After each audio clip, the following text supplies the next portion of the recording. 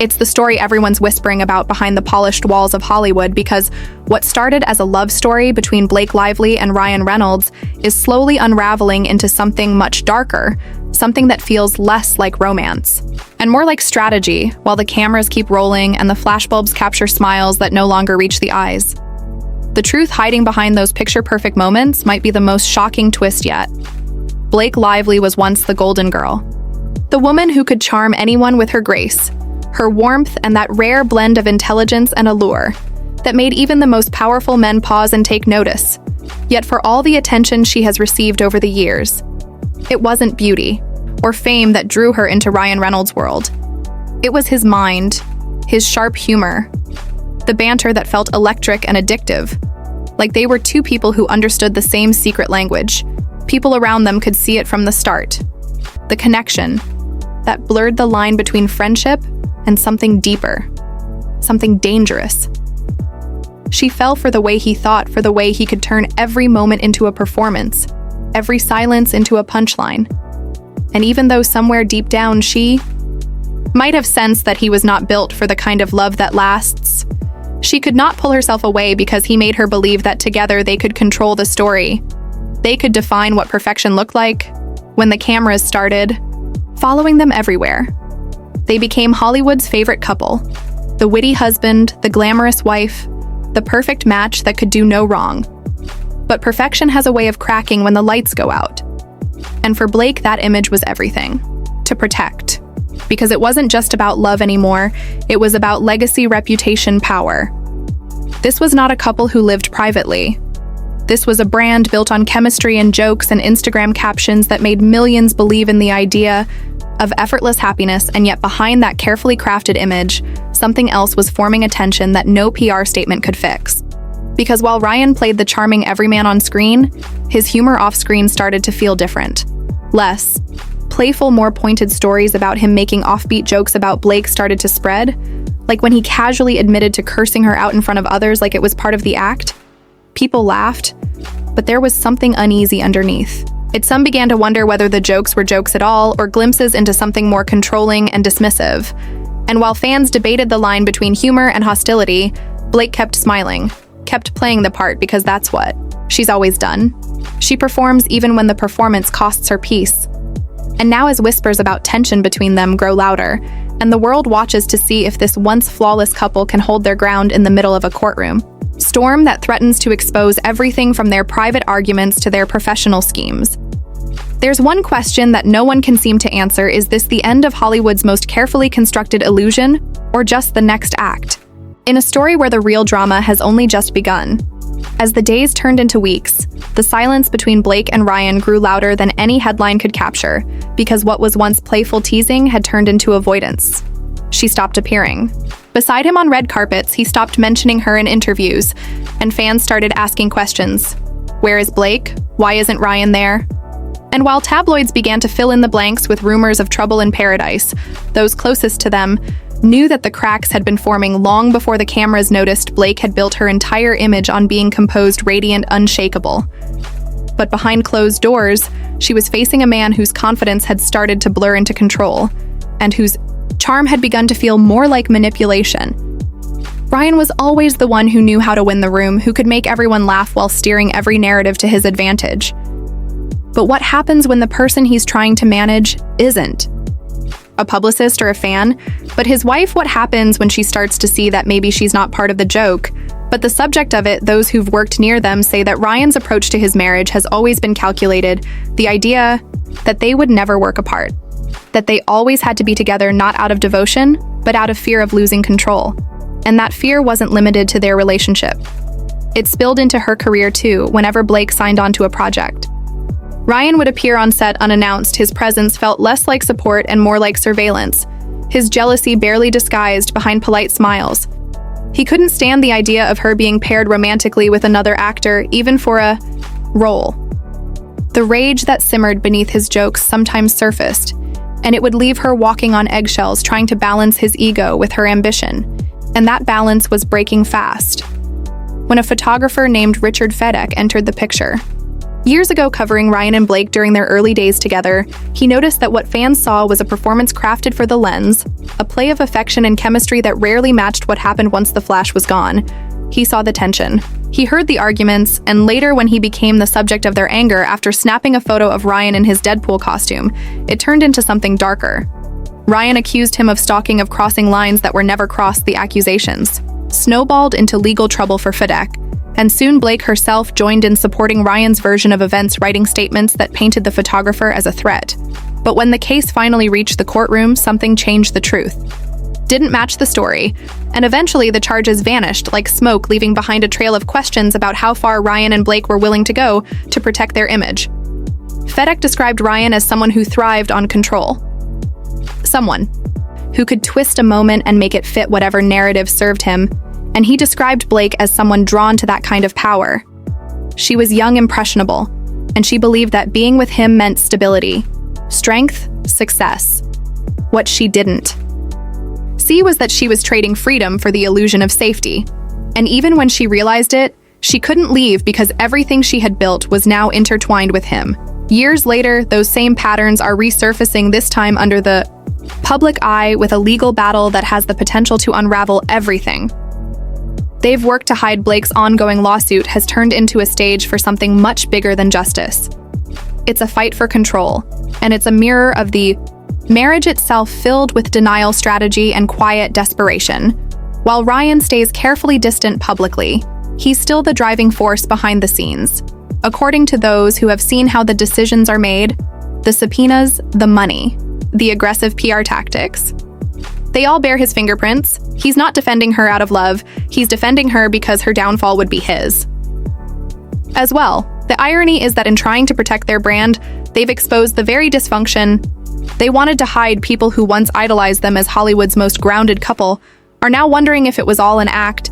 The interviews, the jokes, the family photos carefully staged to feed the fantasy of perfection, every move designed to keep the world from asking what was really happening behind the gates. And now, as that fantasy begins to fracture and the real dynamics of power and control start to come into focus, Blake finds herself at a crossroads. She can either keep protecting the man who built her image, or finally face the truth that her own survival might depend on letting it all burn down, and that choice could determine whether she remains part of the illusion or finally breaks free from it once and for all. The deeper you look into their story, the more you realize that the cracks in this marriage were never sudden. They were gradual, silent, built over years of control and compromise disguised as devotion. Because for Ryan, everything has always been about the narrative, and for Blake, everything has always been about being believed. So when Ryan's public comments began to shift from playful husband to sharp critic, it wasn't random. It was calculated. His humor became his shield. Each offbeat remark his way of steering attention away from what was truly happening. While Blake quietly disappeared from the spotlight, he filled the space with noise one moment, joking about family life the next, making strange remarks about his wife as if he were testing how far he could go before the public turned against him. Yet the truth wasn't just in what he said. It was in what he avoided: the red carpets where they once smiled together, now empty; the interviews once overflowing with affection, now replaced with silence. It was like watching a perfectly choreographed dance where one partner had stopped moving, but the music kept playing. And while fans dissected his comments and tabloids speculated about the missing appearances, those who paid closer attention saw something else. This was not about two people falling apart. It was about one person maintaining control over the story, even as it slipped from his hands. Insiders began to notice that Ryan's decisions behind the scenes were becoming more erratic, fueled by pressure and paranoia. Because this legal battle wasn't just about reputation, it was about empire. His business ventures, his investments, his entire brand of being the charming master marketer was suddenly under scrutiny, and according to those who worked around him, he couldn't risk the narrative shifting from genius to manipulator.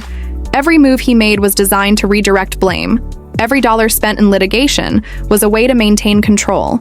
It wasn't about justice, it was about optics.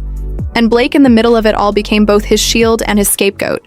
She was the face of his defense and the pawn in his strategy. She may have believed that she was fighting for something righteous. But the longer it dragged on, the clearer it became that this wasn't her battle. It was his. And like before, he was using every connection, every tactic to rewrite reality to make sure that even if they lost in court, they won in the court of public opinion. Those who once supported Blake started to notice the strain. She looked different, not in the glamorous way tabloids describe, but in the quiet exhaustion that comes from carrying too much.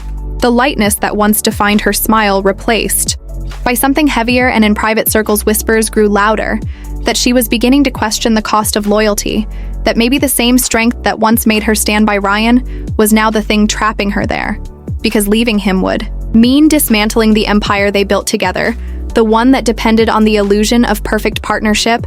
And as much as she might want to distance herself from the chaos, she couldn't without tearing apart everything they'd created for the world to see in moments of vulnerability. She reportedly admitted to friends that she still believed in him, believed in the idea that they were on the same side, but the evidence kept proving otherwise. Every strategic leak, every manipulative headline, every financial decision that tied her name to his ambitions. It was all leading her deeper into the same web she had helped him spin. And that's what makes their story so haunting. It's not just about love or fame or control. It's about the illusion of power and the cost of protecting it. Because when two people spend years building a brand based on perfection, they start to forget what real connection looks like. And by the time they remember, it's already too late. The silence, the distance, the tension, the cracks, they all become part of the performance, another act in a never-ending show. And the audience keeps watching, waiting for the moment when one of them finally breaks character and tells the truth. Now, as this story moves toward its breaking point, the quiet behind the scenes feels heavier than ever, because what was once a partnership now looks like a standoff with neither willing to surrender control. Ryan has built an entire identity on being untouchable, the clever one, the businessman, the man who can turn any situation into a joke and walk away, looking smarter for it, but the humor is no longer working. The same charm that once won over fans now reads as arrogance. People are starting to see through it, and the more they do, the harder he tries to keep his grip on the narrative.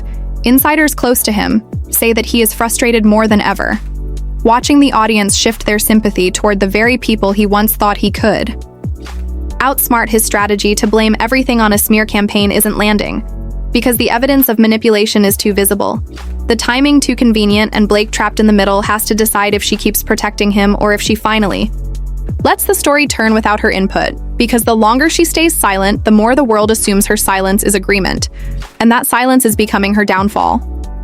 Those who knew them early on said Blake's admiration for Ryan bordered on devotion. She saw him as the person who could teach her how to survive Hollywood, how to play the game and win. But over time, that mentorship turned into dependence. She modeled herself after him, learned his tactics, his tone, his way of spinning truth, until she too could manipulate perception just as well. And now that same skill is what's keeping her locked in, because she knows how powerful he is and how quickly he can turn a story against anyone who challenges him. What once felt like partnership now feels like competition. And Ryan doesn't lose the thought of Blake finding her own footing, of her career eclipsing his, would be his worst nightmare, because control has always been his language. And every time she shows independence, it reads to him as betrayal. That dynamic doesn't fade. It festers. And this lawsuit, this spectacle, is only amplifying it. Because even as she fights publicly, he's fighting privately to make sure the world never sees him as the villain. Industry sources say that the lawsuit has already taken its toll on both of them, financially, emotionally, and professionally. But the damage that's hardest to measure is the quiet one. The erosion of trust. The way they've begun to treat each other not as partners, but as liabilities. Ryan's decisions have reportedly alienated allies, while Blake's refusal to confront him head-on has left her isolated between loyalty and survival. She's lost the middle ground, because to break free, she would have to admit that the man she defended for years may have used her as a shield, and that truth is more painful than any public scandal could ever be. The control, the jealousy, the manipulation. It's all coming to light piece by piece, and it's no longer just whispers in the industry. It's conversation, because the same people who once praised them as the model couple are now saying privately that they were never what they appeared to be. That behind the smiles was a quiet competition, and behind the jokes was resentment waiting to explode. And now, as their story edges closer to its inevitable conclusion, the tension is unbearable. Will they continue the illusion until it collapses under its own weight? Or will Blake finally choose herself over the image she helped build because for the first time, the world isn't rooting for them as a couple. It's watching them as individuals and wondering who will walk away with their reputation intact. Ryan is still performing, still smiling, still pretending the cracks aren't there, but the world can see it now. And Blake, the woman who once fell for his mind, might finally be realizing that the same intelligence that once drew her in is the very thing that keeps her trapped in a story she no longer wants to live. The stage lights are dimming. The audience is restless, and for the first time in their carefully crafted love story, there's no script left to follow. Only truth waiting to be told. And once it comes out, there will be no going back. In the aftermath of everything that has unfolded, the story no longer feels like a single event. It has become a mirror reflecting the world of power, fear, and fragile fame that hovers above it all. The echoes of those long days still stretch across the headlines and through the hushed conversations in private circles where no one dares to speak too loudly about what they know or suspect, because every whisper could carry a price. This moment has forced everyone involved to look in the mirror and ask what it really means to be seen, to be believed, and to be safe from judgment as the dust settles. The courtroom lights dim and the cameras shut off. One truth remains: the people who tried to bury the narrative now find themselves buried in it. Each denial, every attempt to rewrite the story only fed the storm until it grew too vast to contain. And now, no matter what side someone stands on, there is a shared understanding that nothing will ever return to the way it was before. There is no going back because the masks have cracked, and what lies beneath them is not beauty or fame or victory, but something far more human and haunting. The realization that silence can be louder than confession, and that the truth always finds a way to escape its cage. Slowly but surely, it leaks through the polished walls of Hollywood, through every public statement and every private contradiction. The ending is not resolution, but reckoning. The reminder that even those who believe themselves untouchable can be shaken, and that once the story begins to unravel, no one truly controls how it ends. The story closes not with triumph, but with awakening, because what began as a tale of glamour and success has now transformed into an unfiltered portrait of fear, regret, and revelation. The final act strips away every illusion that once defined these people and leaves behind only the truth that power without accountability is fragile, and fame without integrity is fleeting. What lingers, after all, the chaos is not anger but exhaustion. A deep collective sigh that marks the end of an era, where silence was currency and image was everything the world has seen behind the curtain now, and it cannot unsee it.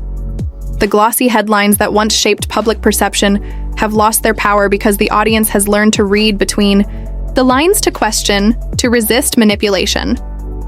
The collapse we just witnessed is not a singular downfall, but a cultural turning point, and its consequences will ripple for years through the very systems that once promised protection. The individuals who once believed themselves untouchable now face a mirror that reflects not their curated selves, but the damage they helped perpetuate. There is no undoing what has been revealed, no PR statement strong enough to erase the cracks that have been exposed. In truth, this story was never about vengeance or victory. It was about truth clawing its way to the surface, refusing to be silenced any longer. The reckoning we witnessed is proof that even the most powerful are not immune to consequence, and that justice, in whatever form it takes, will always find a way through the shadows as the lights fade and the cameras stop rolling. There is an eerie stillness, a moment of reflection where everyone involved must reckon with what they've lost. And what they've learned. Fame will recover, stories will fade, but the memory of this unraveling will remain as a warning.